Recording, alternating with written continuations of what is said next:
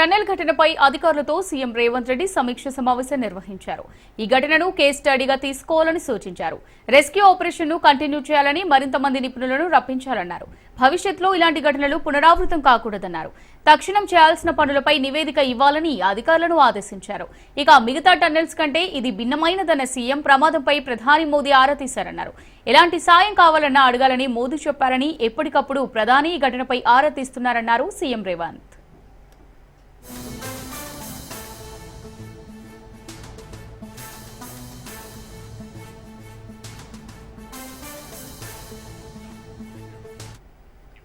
SLBC టన్నెల్లో సహాయక చర్యలు కొనసాగుతున్నాయి. జీపీఆర్ ఇచ్చిన 6 మార్కింగ్స్ లో తవ్వకాలు చేపడుతున్నారు రెస్క్యూ సిబ్బంది.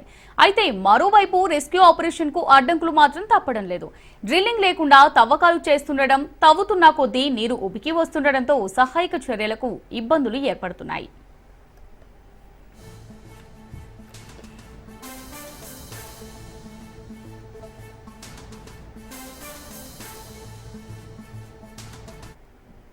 ఇదిలా ఉంటే 9 రోజుల నుంచి రెస్క్యూ టీం సహాయక చర్యలు చేపడుతుంది.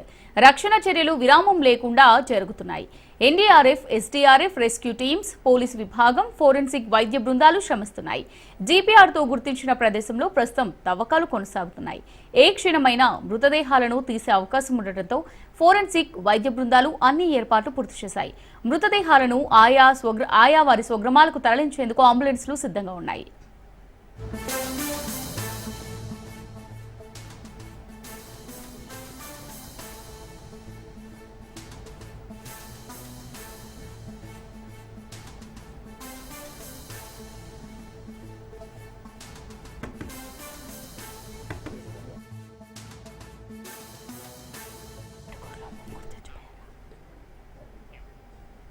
మరోవైపు మాత్రం టన్నెల్ లోపల ఇంకా 4 మృతదేహాలను వెలికితీయడం అసాధ్యమని ఎన్డీఆర్ఎఫ్ అధికారులు అంచనా వేస్తున్నారు. నీటి ముంపు, బండరాళ్లు పడడం, ఆక్సిజన్ కొరత వంటి అనేక సవాళ్లు రక్షణ చర్యలో అంతరాయాలను కలిగిస్తున్నాయి. 24 గంటల పాటు రెస్క్యూ టీమ్స్ నిరంతరం శ్రమిస్తున్నాయి. ప్రభుత్వం, స్థానిక అధికారులు, రక్షణ బృందాలు ఎంతో ప్రతిష్టాత్మకంగా ఈ ఆపరేషన్ను చేపట్టాయి.